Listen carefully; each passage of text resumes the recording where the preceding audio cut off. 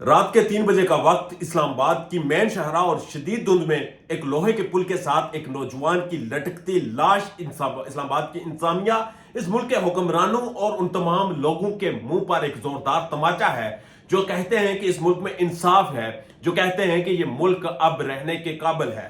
آپ اندازہ لگائیں، شدید سردی کے عالم میں، شدید دھند میں اسلام آباد کی ایک مین شاہراہ کے لوہے کے پل کے ساتھ ایک نوجوان کی لٹکتی لاش سوال پوچھ رہی تھی۔ اسے جواب دینے کے لیے کوئی نہیں تھا۔ وہ لوگ اس کو رحم و کرم کی نظروں سے دیکھ رہے تھے اور ہائے ہائے کی صدائیں سنائی دے رہی تھی۔ یقین کریں وہ لمحات اتنے شدید تکلیف دہ تھے کہ کیسے ہو سکتا ہے کہ دنیا کے دوسرے خوبصورت ترین کیپٹل میں ایک نوجوان پھانسی کے پھندے سے جھول جائے، اور پھر اسلام آباد کی پروفیشنل پولیس جو کہ آئے روز انکاؤنٹر کرتی ہے، وہ یہ کہتی ہے کہ خودکشی کرنے والا ذہنی مریض تھا۔ نہیں صاحب، وہ ذہنی مریض نہیں تھا، وہ ایک بے روزگار تھا، وہ ایک غریب تھا، وہ اس حالات کا مارا تھا۔ ان حالات میں جب انسان کے لیے 2 وقت کی روٹی کمانا مشکل ہے، وہ ان ستائے ہوئے لوگوں میں سے ایک تھا۔ آپ اسے ذہنی مریض کہیں، آپ اسے پاگل کہیں یا دیوانہ کہیں، جب کسی کے پیٹ میں 2 نوالے نہیں جائیں گے تو وہ پاگل ہو جائے گا۔ جب کسی کے بچے گھر میں بلکتے رہیں گے، جب کسی کے گھر میں پکانے کے لیے کچھ نہیں ہوگا، جب کسی کے گھر میں فاقے ہوں گے، تو وہ رسی گلے میں ڈال کر جھول جائے گا، وہ اپنی زندگی کا خاتمہ کر لے گا، اور آپ اس کی فائل یہ کہہ کر بند کر دیں گے کہ وہ ایک پاگل تھا، وہ ذہنی مریض تھا، وہ دیوانہ تھا، تو آپ کی عقل پر ماتم کرنے کو جی چاہتا ہے۔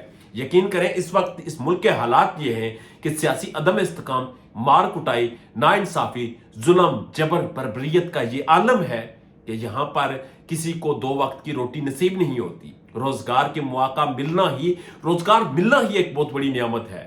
یہاں پر بنیادی ضروریات، چھت، روٹی، کپڑا، مکان، یہ چیزیں کسی کو نہیں مل رہی۔ یہاں پر لوگوں کو ان کے سروں سے چھت چھینے جاتے ہیں، یہاں پر ان کے ہاتھوں سے روزگار چھینے جاتے ہیں، ان کے منہ سے نوالے نکالے جاتے ہیں، اور ہمیں یہ کہا جاتا ہے کہ ہم پاگل ہیں، جو مر جاتا ہے وہ ذہنی مریض ہے۔ تو ذہنی مریض وہ تمام لوگ ہیں جو کرسیوں پر بیٹھے ہیں، ذہنی مریض وہ تمام لوگ ہیں جو اس وقت نگران سیٹ اپ میں بیٹھ کر اس ملک کی تاریں ہلا رہے ہیں، وہ تمام لوگ ذہنی مریض ہیں جو اپنے چھوٹے سے اقتدار کے لیے اس مملکت خداداد کو تباہ کر بیٹھے ہیں۔ ذہنی مریض وہ تمام لوگ ہیں جو اس سے ایک قیمتی جان کے ضیاع کے ذمہ دار تھے۔ ذہنی مریض وہ تمام لوگ ہیں جو کہ اسلام آباد کی جورسڈکشن کے اندر رہتے ہیں اور کسی نہ کسی عہدے پر بیٹھے ہوئے ہیں، اور انہوں نے اس شخص کو ذہنی مریض ڈکلیئر کیا۔ اپنی جان دینا کوئی آسان کام نہیں، اپنی جان سے ہاتھ دھو بیٹھنا کوئی آسان کام نہیں، اور پھر اس شدید دھند کے عالم میں جب اس کی لاش لٹکتی دیکھی، وہ لاش جو برف بن چکی تھی، جب وہ دیکھی تو دل اندر سے پھٹ گیا، دل خون کے آنسو رونے لگا کہ یہ ہو کیا رہا ہے، ہمارے ملک کے حالات کدھر جا رہے، ہم کر کیا رہے ہیں؟ ہم کسی کو محفوظ زندگی تک نہیں دے پا رہے، ہم کسی کو روزگار نہیں دے پا رہے، ہم کسی کو 2 وقت کی روٹی نہیں دے پا رہے۔ اب بلکہ جو ہمارے پاس پہلے سہولیات تھی، ایک گورنمنٹ آتی ہے، دوسری گورنمنٹ کی جتنی بھی دی گئی سہولیات ہوتی ہیں انہیں کینسل کر کے مار کے باہر پھینکتی ہے۔ آپس میں یہ سیاست کھیل رہے ہیں، اور ہماری یہ نکٹو ٹاؤٹ قسم کی پولیس یہ سیاستدانوں کے گھر کی لونڈی بنی ہوئی ہے، اور یہ یہاں پر لوگوں کو اٹھا کر قتل کر دیتی ہے، مار دیتی ہے، اور پھر یہ کہتی ہے کہ یہ انکاؤنٹر ہو گیا، یہ ماریں گے۔ انصاف عدالتوں کے باہر بانٹا جاتا ہے، اور اب یہ جو لٹکتی لاش ہے یہ سپریم کورٹ آف پاکستان سے، آرمی چیف سے، وزیر اعظم سے، تمام ارباب اختیار سے سوال پوچھتی ہے جو کہ اس موت کے ذمہ دار ہیں۔ کیا یہ موت ڈیزرو کرتی تھی ایسے؟